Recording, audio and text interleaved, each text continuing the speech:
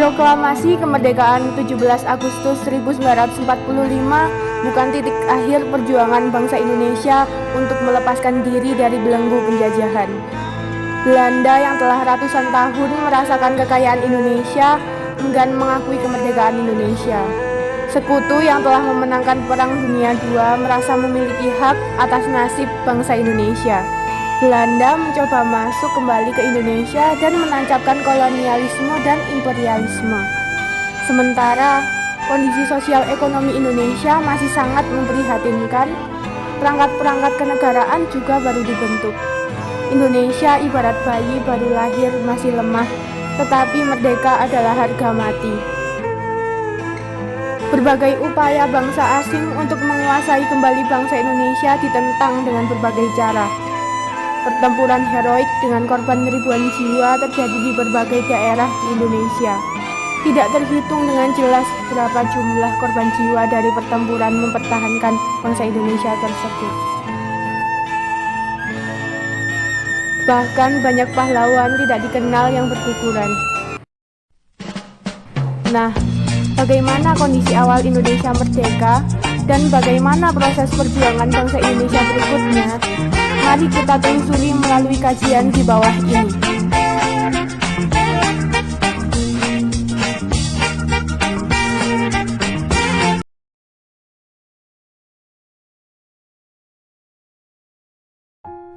Kondisi awal Indonesia merdeka. Secara politis, keadaan Indonesia pada awal kemerdekaan belum begitu mapan. Tegangan, kekacauan, dan berbagai insiden masih terus terjadi. Sebagai contoh, rakyat Indonesia masih harus bentrok dengan sisa-sisa kekuatan Jepang. Bangsa Indonesia juga harus berhadapan dengan tentara Inggris atas nama Sekutu dan juga Belanda yang berhasil datang kembali ke Indonesia dengan membonceng Sekutu. Perekonomian negara masih sangat memprihatinkan sehingga terjadi inflasi yang cukup berat. Bahkan setelah Nica datang ke Indonesia juga memperlakukan mata uang Nica. Anda terus memberi tekanan dan teror terhadap pemerintah Indonesia. Inilah yang menyebabkan Jakarta semakin kacau. Pada tanggal 4 Januari 1946, ibu kota Republik Indonesia pindah ke Yogyakarta. 1 Oktober 1946, Indonesia mengeluarkan uang RI yang disebut ORI. Kehidupan masyarakat mulai mengalami perubahan, tidak ada lagi diskriminasi. Semua memiliki hak dan kewajiban yang sama.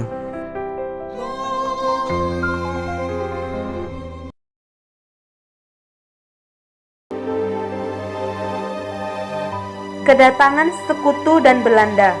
Penyerahan kepada Sekutu tanpa syarat. Tanggal 14 Agustus 1945.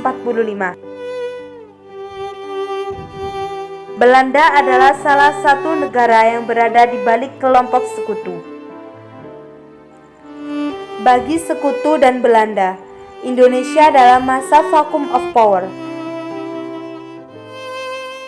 Sekutu masuk ke Indonesia melalui beberapa pintu wilayah Indonesia, terutama daerah yang merupakan pusat pemerintahan pendudukan Jepang, seperti Jakarta, Semarang, dan Surabaya. Setelah Perang Dunia Kedua, terjadi perundingan Belanda dengan Inggris di London yang menghasilkan Civil-Ava Agreement.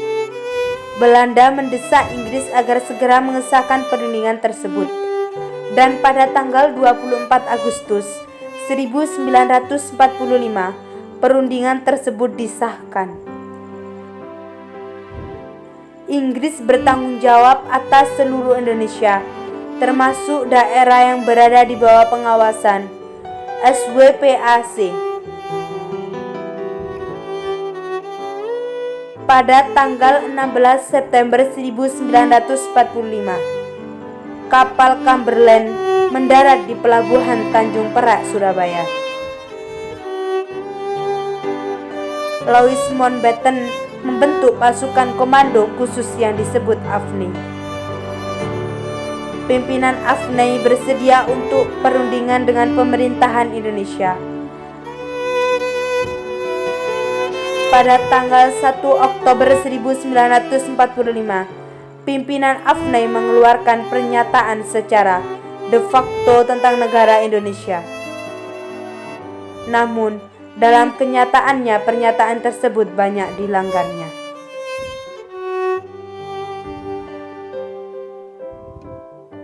Merdeka atau mati. Kedatangan sekutu di Indonesia menimbulkan berbagai reaksi dari masyarakat Indonesia, apalagi dengan memboncengnya Belanda yang ingin menguasai kembali Indonesia. Hal ini mengakibatkan berbagai upaya penentangan dan perlawanan dari masyarakat. Bagaimana peristiwa kekerasan akibat kedatangan sekutu di Indonesia terjadi? Mari kita simak kajian di bawah ini. Banyak pertempuran yang dilakukan. Perjuangan rakyat Semarang dalam melawan tentara Jepang. Berita proklamasi terus menyebar ke penjuru tanah air. Pemindahan kekuasaan dari pendudukan Jepang ke Indonesia juga terus dilakukan. Pada tanggal 19 Agustus 1945, sekitar pukul 13.00 WIB, berkumandang lewat radio tentang sebuah pernyataan dan perintah agar memindahkan kekuasaan dari tangan Jepang ke pihak Indonesia terus dilakukan. Hal ini semakin membakar semangat para pemuda Semarang dan sekitarnya untuk melakukan perebutan kekuasaan. Suasana di Semarang semakin panas. Jepang tidak menghiraukan seruan pemerintahan di Semarang. Pada tanggal 7 Oktober 1945, ribuan pemuda Semarang mengerumuni tangsi tentara Jepang ke Budotai di Jatingalih. Sementara pimpinan mereka sedang berunding di dalam tangsi untuk membahas mengenai penyerahan senjata. Perundingan itu berjalan tersendat-sendat, tetapi akhirnya disepakati penyerahan senjata secara bertahap. Kedatangan antara kedua belah pihak terus berlanjut. Pada tanggal 14 Oktober 1945, sekitar 400 orang tawanan Jepang dari pabrik gula Cepiring diangkut oleh para pemuda ke penjara Bulu, Semarang. Dalam perjalanan, sebagian dari para tawanan berhasil melarikan diri dan minta perlindungan kepada batalion ke Budotai. Oleh karena itu, tanpa menunggu perintah, para pemuda segera menyerang dan melakukan perebutan senjata terhadap Jepang. Terjadilah pertempuran sengit antara rakyat Indonesia melawan pasukan Jepang. Pertempuran ini dikenal dengan pertempuran 5 hari di Semarang.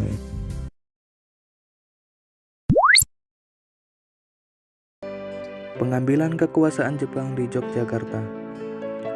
Perebutan kekuasaan secara serentak dimulai pada tanggal 26 September 1945. Sejak pukul 10 pagi, semua pegawai instansi pemerintah dan perusahaan-perusahaan yang dikuasai oleh Jepang mengadakan aksi pemogokan. Mereka memaksa orang-orang Jepang agar menyerahkan semua kantor mereka kepada orang Indonesia. Pada tanggal 27 September 1945, KNI daerah Yogyakarta mengumumkan bahwa kekuasaan di daerah itu telah berada di tangan pemerintahan Republik Indonesia. Kepala daerah Yogyakarta yang dijabat oleh Jepang harus meninggalkan kantornya di Jalan Malioboro. Tanggal 5 Oktober 1945, Gedung Cokan Kantai berhasil direbut dan kemudian dijadikan sebagai kantor Komite Nasional Indonesia Daerah. Gedung Cokan Kantai kemudian dikenal dengan Gedung Nasional atau Gedung Agung. Satu hari setelah perebutan Gedung Cokan Kantai, para pejuang Yogyakarta ingin melakukan perebutan senjata dan markas Osha Butai di Kota Baru. Rakyat dan para pemuda terus mengepung markas Osha Butai di Kota Baru. Mereka terdiri dari berbagai kesatuan, antara lain TKR, Polisi Istimewa, dan PPU atau Barisan Penjaga Umum sudah bertekad untuk menyerbu markas Jepang di Kota Baru.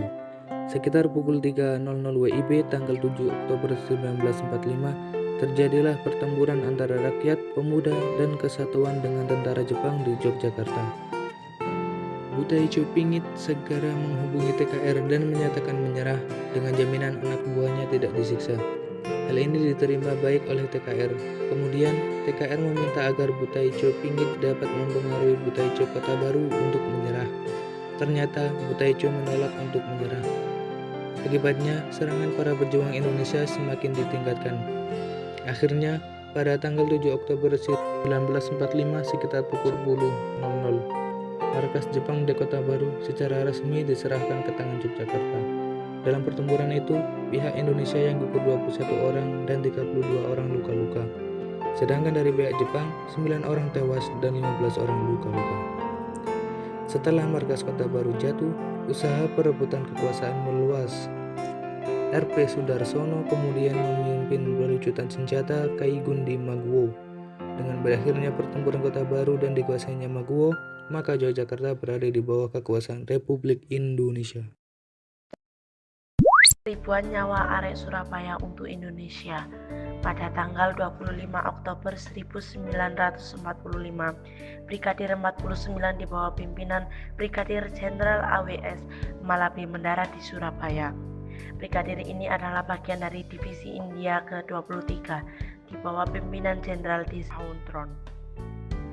Mereka mendapat tugas dari Panglima Elit AFNEI untuk melucuti serdadu Jepang dan menyelamatkan para interniran sekutu.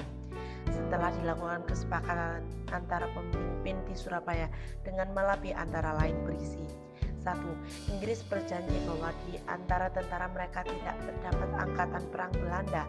2.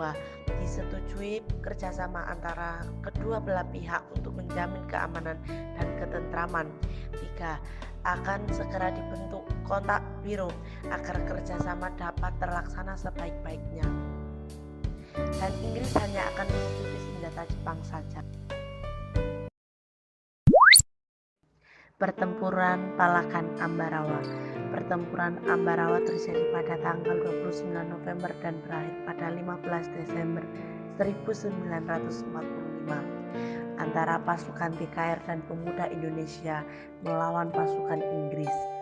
Latar belakang dari peristiwa ini dimulai dengan insiden yang terjadi di Magelang sesudah mendaratnya Brigadir Artileri dari Divisi India ke-23 di Semarang pada tanggal 20 Oktober 1945.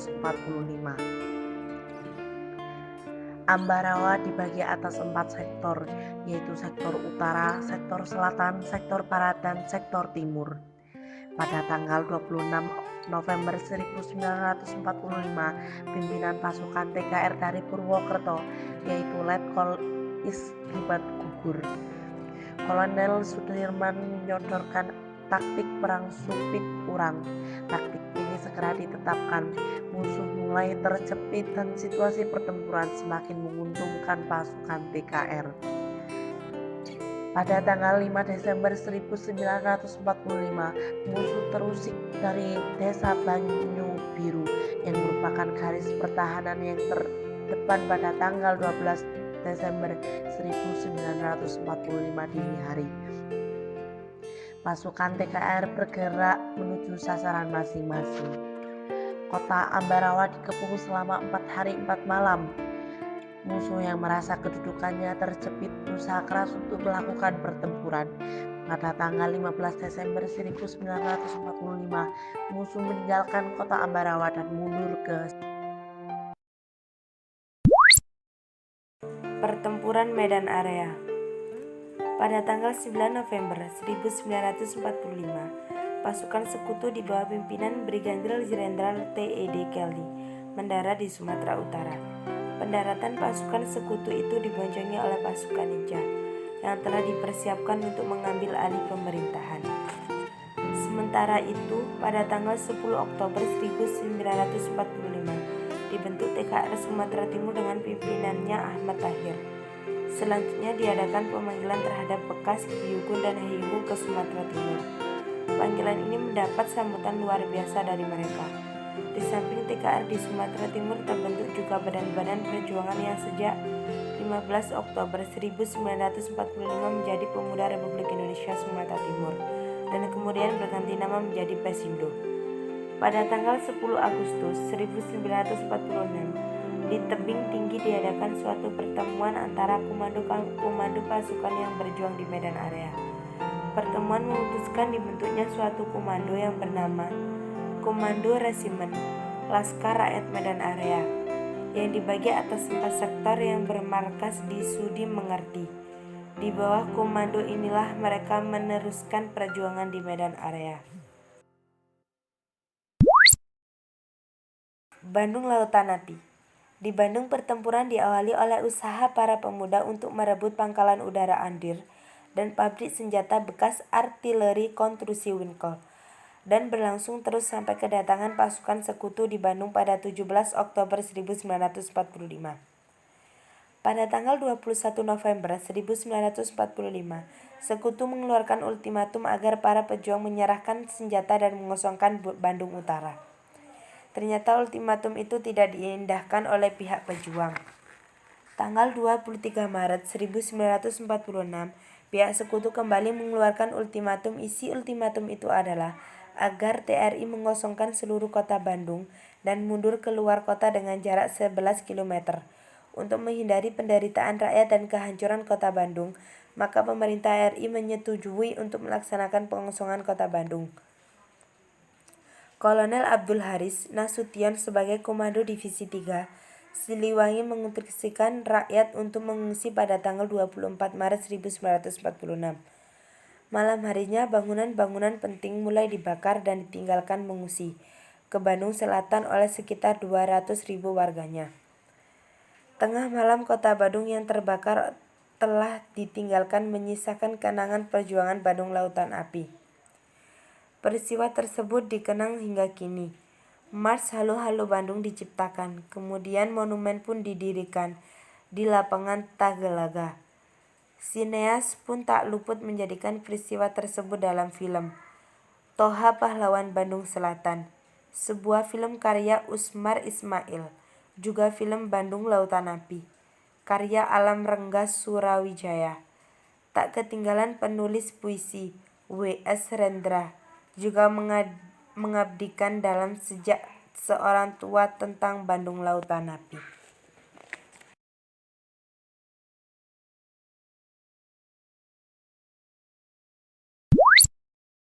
Berita proklamasi di Sulawesi. Berita proklamasi yang dikumandangkan oleh Soekarno dan Muhammad Hatta sampai pula di Sulawesi.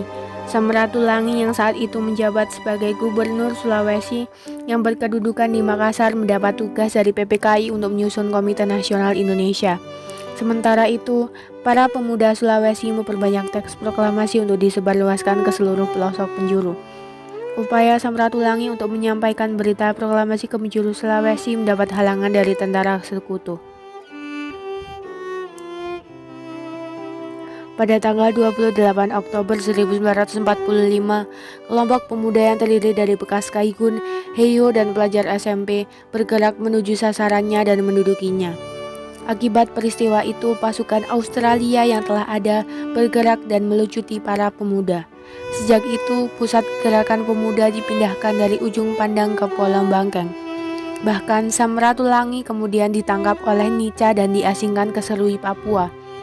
Berita proklamasi di Sulawesi Tenggara diterima di Kolaka, Kendari.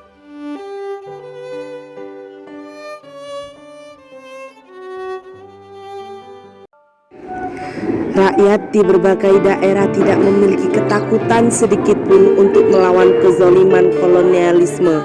Mereka berani bertempur dengan korban yang sangat besar. Merah darah membanjiri Ibu Pertiwi. Darah pahlawan jatuh bertumpah ruah demi melawan komunis dan penjajah, walau musuh selalu mengintaimu. Namun menyerah tak ada di sejarahmu. Penjajahan telah kau hancurkan, pengkhianatan telah kau binasakan. Pancasila kau bangkitkan,